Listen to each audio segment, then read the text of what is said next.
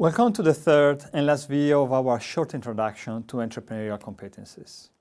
In the first two videos, I have explained why being entrepreneurial is important to keep up with a fast-changing world, and presented Nicole and David to introduce the concept of value and the EntreComp framework. Here, I go into the details of what the 15 competencies of the EntreComp flower are.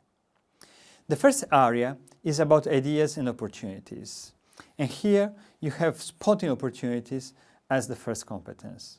It's like using one's imagination and abilities to identify opportunities for creating value. This implies identify and seize opportunities to create value by exploring the social, cultural, and economic landscape, identifying needs and challenges that need to be met, establish new connections, and bring together scattered elements of the landscape to create opportunities. Do you remember Nicole from the previous video? Well, Nicole first started a company doing crowdfunding for artists. That's what she said about the process that led her there. I'm not an artist, but I used to hang out with a group of artists. They used to complain about how difficult it is to get funding for their initiatives. For me, it was clear that they need to use a model similar to Kickstarter. I can't believe that none of them had seen it before. You see, Nicole immediately spotted the opportunity, even if she was not part of that world. Very often, having an external perspective on someone else's world allows us to have more clairvoyance and see better where opportunities lie. The second competence is about being creative. This implies develop creative and purposeful ideas to create value, including better solutions to existing ones, or new challenges. Explore and experiment with innovative approaches, combine knowledge and resources to achieve valuable effects. In my opinion, researchers are, because of their training, very creative. They always look for solutions to some problem. But here, let me dig deeper into what neuroscience says about creativity. Different stages have been identified in the creative process. The first is finding and formulating a problem, then acquire relevant knowledge, collect information, incubate ideas, and then generate many of them, connect them in unexpected ways, choose the most promising and execute them. As you see, there are many stages, and they are linked in a non-linear way. The creative problem-solving approach is non-linear, so people find and formulate the problem, but then all the other steps follow in different orders. For example, while incubating ideas, you can acquire relevant knowledge and choose some ideas, but then go back and collect more information and generate other different ideas. Clearly, you have to go forth and back between all of these stages to create meaningful solutions. More in general, we can identify two phases, the divergent and convergent thinking. In the divergent thinking phase, you consider many ideas with no negative approach. This means that you should never consider that something is impossible to do. Let's be open to anything, also things that seem too ambitious or very strange and weird. Then write down and make connection among different ideas, and also with personal knowledge and experience.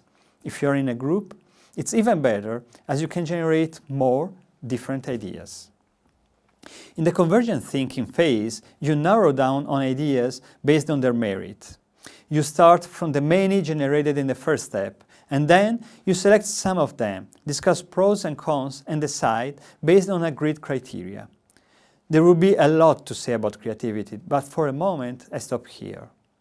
The third competence in the ideas and opportunity part is vision. You work towards your vision of the future. With this competence, you imagine the future, develop a vision to turn ideas into action, and eventually visualize future scenarios to help guide effort and action. Take David. He had the vision that knowledge from human and social sciences is what most techies need when they develop new AI or software platforms. He says future AI platforms will need a humane ingredient in order to be successful. This is a very important point that you should keep in mind. Always elaborate your vision about anything, your vision about your life, project, about your ideas, everything. It doesn't apply only to starting a company. The fourth competence is about valuing ideas. It implies to make the most out of ideas and opportunities. Judge what value they have in social, cultural, and economic terms. Recognize the potential an idea has for creating value and identify suitable ways for making the most out of it. What is very important is also balance benefit and cost. Whatever ideas you have, always check it. For example, let's say that you want to change job. You know that the change will benefit you in terms of personal development, maybe a higher salary or a better work-life balance. But there is a cost associated to find a new job. You have to create a new network, then look for the job and search for opportunities. These tasks may be very frustrating and dull. You might also need to learn new things, new skills, new knowledge, and so forth and so on. Changing job needs a bit of investment on your side. Is the effort worth the benefit? Maybe yes. Then go for it. If not, abort. The last competence is about ethical and sustainable thinking. As you know, any choice you make may affect the environment. It may affect indirectly or directly human rights, public health, social justice, gender equality. For example, deciding to wear or not a mask in public spaces during the COVID-19 pandemic has consequences that scale up to a public health issue. Therefore, when you assess the consequences and impact of ideas in action, you have to consider the effect that it has on the target community, or the market, or society, or on the environment. Reflect on how sustainable long-term social, cultural, and economic goals are and the course of action chosen. The second area of competencies is related to resources. Let's first start with self-awareness. This implies that you have to believe in yourself and keep developing. Reflect on your needs, aspiration, and what you want in the short, medium, and long term. Identify and assess your individual and group strengths and weaknesses. Believe in your ability to influence the course of events despite uncertainty, setbacks, and temporary failures. When I asked David about this, he said he learned by doing and became more aware of what his skills and his limits are. This means that while you do things, you have to be self-aware and see how you can improve doing them. David also said, the more I'm challenged, the more I want to succeed at a task or a job. This is what psychologists call self-efficacy. Not only you have to be self-aware and self-confident, but you have also to act upon what you are confident about. The second competence, motivational perseverance, you have to stay focused and never give up. Be determined to turn ideas into action and satisfy your need to achieve. Be prepared to be patient and keep trying to achieve your long-term individual or group aims. Be resilient under pressure, adversity, and temporary failure. For example, you may remember that Nicole is a triathlete. She used to go through moments of frustration when she was tempted to quit or stop.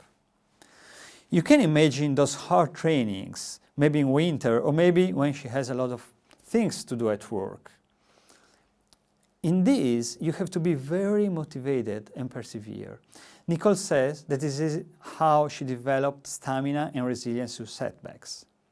I think I'm quite good at motivating myself, she says. Most of the times, I don't need external support. The third competence is mobilizing resources.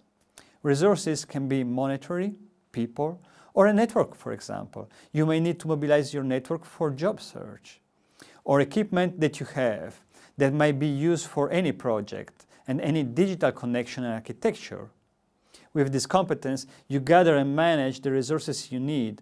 You get to manage the material and digital resources needed to turn your ideas into action.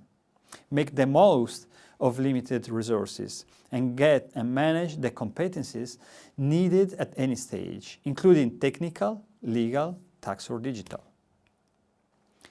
The fourth competence is in the area of resources in financial and economic literacy. And this is where many researchers sometimes need a bit of improvement. Most researchers are not familiar with words like accrual, financial statements, revenues, expenses, amortization, depreciation, equity, liability. These are the bread and butter of an entrepreneur, right? But if you ask David and Nicole if they knew anything about that, they will certainly tell you that when they started, they had to learn from scratch. These are very important notions, mostly if you are managing a not-for-profit organization or a business. But even when it comes to managing a big research project or managing your family finances, it is always a good competence to have. Finally, as for resources, it would be good to mobilize others. Inspire, enthuse, and get people on board is a useful competence, and it's important to be able to do that with relevant stakeholders. This means get the support needed to achieve valuable outcomes, demonstrate effective communication, persuasion, negotiation, and leadership. When I asked Nicole, she said, "This is something I've learned with time. At the beginning, I had no clue about managing people." And it happens the same to most of us. Apart from some people who are natural, indeed, we are not born leaders. You can become a leader or at least a good communicator. Nicole says that her weakness lies on the communication side, and she's becoming better at it with experience. Communication is key because through communication you can persuade people, you can negotiate things, you can find a new job, you can be a leader. We move now to the third area of the Entrecomp flower, into action. These are the competencies needed to act on the ideas. The first one is taking the initiative. Basically, it's go for it. How you do it? You initiate a process that creates value, take up challenges, act and work independently to achieve goals. Stick to intention and carry out planned tasks. For example, we said that you wanted to change your job, right? When you look for a job, you have to make your mind about what you want to do. Then you have to act on it, contact people, talk to them, mobilize your network, maybe ask for support, help or hints, and then improve your skills, improve your knowledge. In summary, just do it, not just talk about it. The next competence is planning and management. This is something very important because you have to prioritize, organize, and follow up, set long, medium, and short-term goals. To achieve this, you need to define priorities and action plan and adapt to unforeseen changes.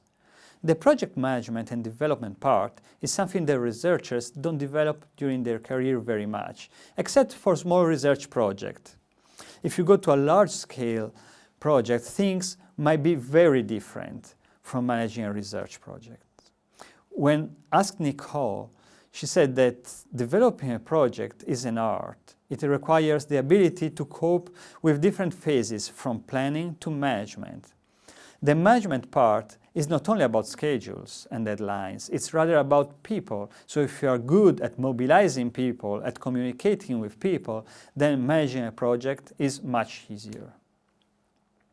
The next competence is about coping with uncertainty, ambiguity, and risk.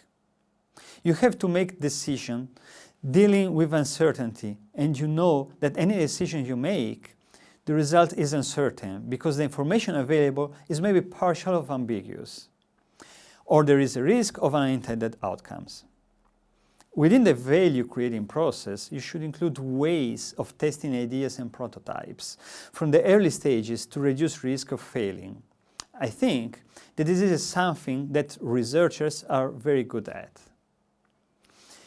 They are used to testing and designing experiments and considering all the possible risks that may incur.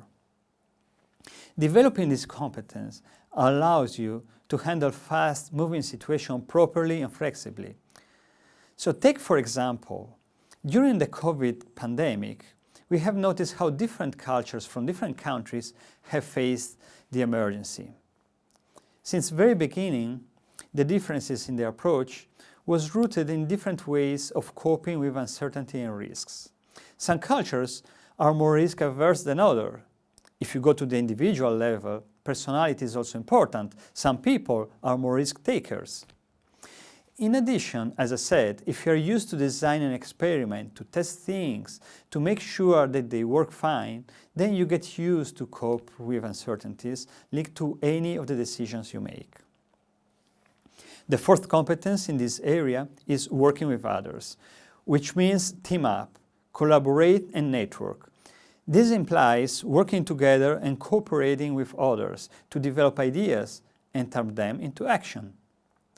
Solving conflicts and face up competition positively when necessary. I think that working in a team is a key part of any collaborative project. When you think of a team, you should picture it as it was a military squadron. You have to trust the other components, maybe discuss and argue with them, but always being respectful and listening to their ideas. Only by doing that, you can learn more. I asked David about his experience regarding teamwork, and he told me that it is challenging, at the same time very rewarding. When he started working with software developers, it took him a while to understand how to work with them. They spoke completely different languages and had completely different ways of looking at things and of working together too. It is very important to understand the others and find the right way of cooperating. The final competence is learning through experience. Think of little babies. They learn about the world and they test. They learn by failing and succeeding, trial and error. Similarly, people doing sports need practicing. Only by doing that, they finally become good at their discipline. You have to learn how to use an initiative for value creation as a learning opportunity. Consider this as it was an experiment or a sport where you have to compete and become better, or as if you were a child. Learn also with others, including peers and mentors, and reflect and learn from both success and failure, both your own or other people's. We are at the end of this short course. I hope I could convey the concept. On the one hand, the world around us is changing and we need to adapt to this fast transformation. On the other hand, the set of competencies we need to keep up with this fast pace of transformation. The ENTRECOP framework laid out by the Joint Research Center at the European Commission is a useful tool to identify the competencies one needs to develop. Thanks for watching.